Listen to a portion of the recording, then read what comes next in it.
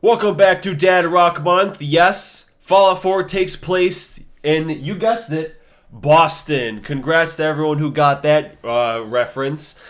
And immediately, you might see the title and wondering, because usually I call my shit all blank albums ranked. But this one is just called Discography Review. And I wanted to change it up a little bit because if I was to just rank these albums, it would be a very boring and predictable ranking. Because I believe every album just gets worse and worse and worse. If you are a big Boston fan, you might want to leave now because I am going to lampoon the absolute hell out of this band because this is the single most disappointing discography I have ever heard in my life. And I was so excited because I believe this album, we're doing today's video backwards, okay? We're starting from the best because this album, Boston self-titled, is the single greatest debut in rock history. Now, I haven't heard all of them, but I'll be damned if I find anyone better than this one. The first 5 tracks are all it needs to be labeled, in my eyes, the best goddamn debut of all time. The last 3 tracks, I could take or leave. They're whatever. It kicks off with More Than a Feeling, and the acoustics and the ride. Oh, God, the way the drum set sounds on this album. The ride especially sounds so damn good. Peace of Mind was like one of my favorite classic rock songs growing up. Love that shit. Foreplay a long time. Not only do I think this is the greatest debut of all time, I think Foreplay is the greatest song intro of all time as well.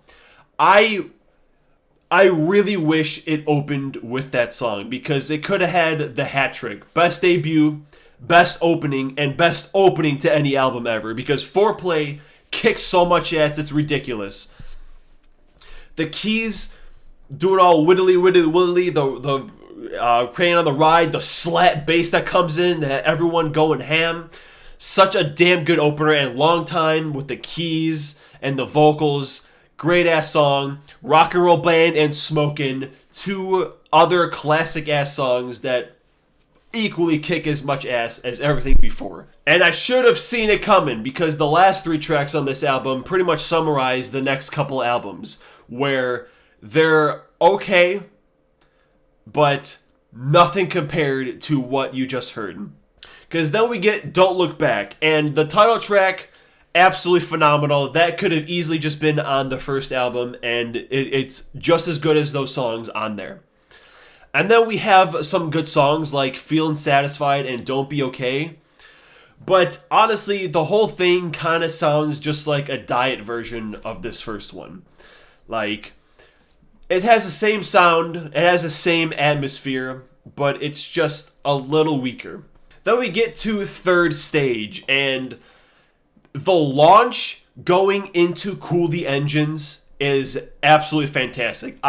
When the launch came out, I was like, dude, this is absolutely amazing.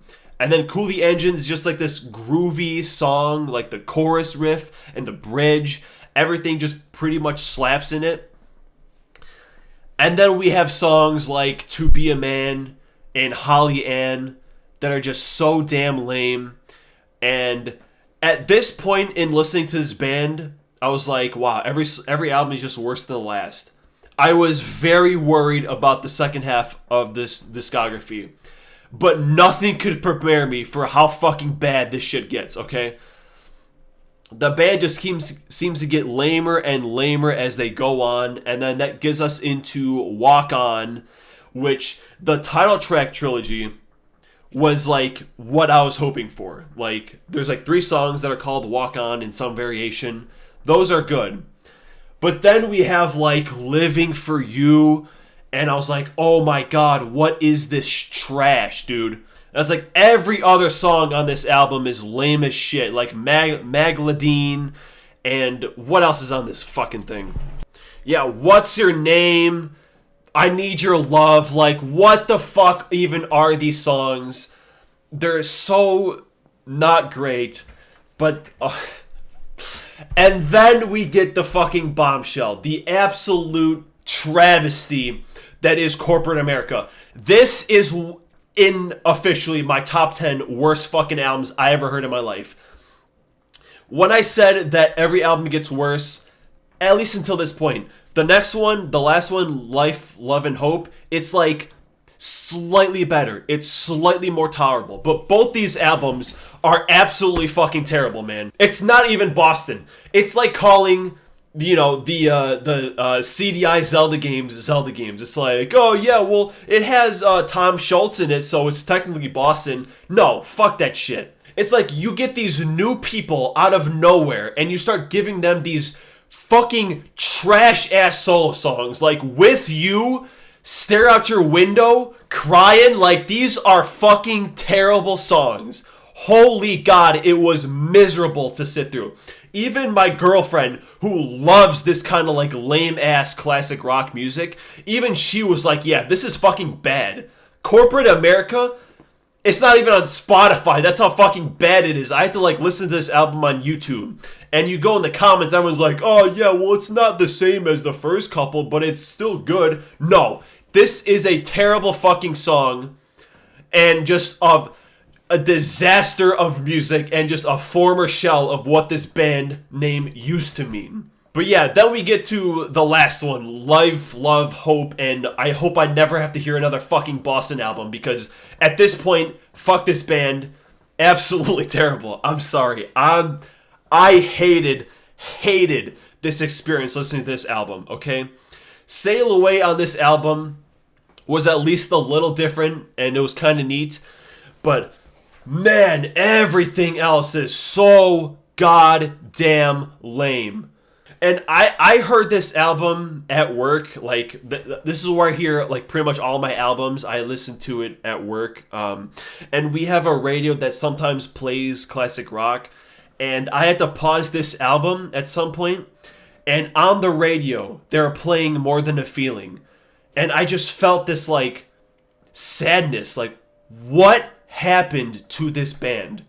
Honestly, what went so wrong that they went from like some of the greatest staple classic rock ever to just the totally lamest things I have ever fucking heard in my life? Unreal, man. And you know, I wanted to start this marathon with this band, but I was like, I can't start it on this low of a note, because I wanted to start it better. And like I said, I was so excited to listen to them. They were like the reason I even wanted to do this marathon in the first place, because I heard this first album, I was like, man, what else are they hiding from me? I can't wait to hear what else Boston has to offer. And turns out, all it had to offer was poor excuses for sappy rock, and just the biggest fucking disappointment in my entire musical listening. And I have heard a lot of discographies, man. I have heard a lot of them in my life. And none have pissed me off like these guys. To anyone still watching, I made this meme of SpongeBob that pretty much summarizes the entire experience, so take a look.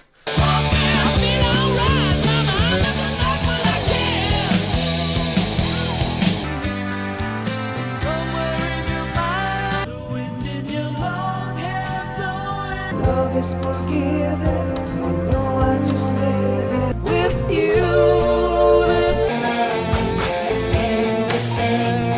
Alright, that's enough ranting. Seriously, man, I just can't believe how bad these albums got, man. Like, the middle few had, like, a couple good songs, but nothing, not much more. And then these last two, I don't know who the fuck they hired, but whoever they are, man, terrible. Absolutely god-awful. And I thought Yes got bad with John Davidson. These guys make John Davidson's work make it look like goddamn King Crimson, okay? That's how fucking bad this is. Anyway, that's enough. I'll see you next time. As for who's next, I wanted to save this band for the last one, but seeing as the next time it's actually going to be Father's Day, I think we should just do the big kahuna next time. And as far as who it is, like, when you think classic rock, who is the first band that comes to mind? There's probably two, okay?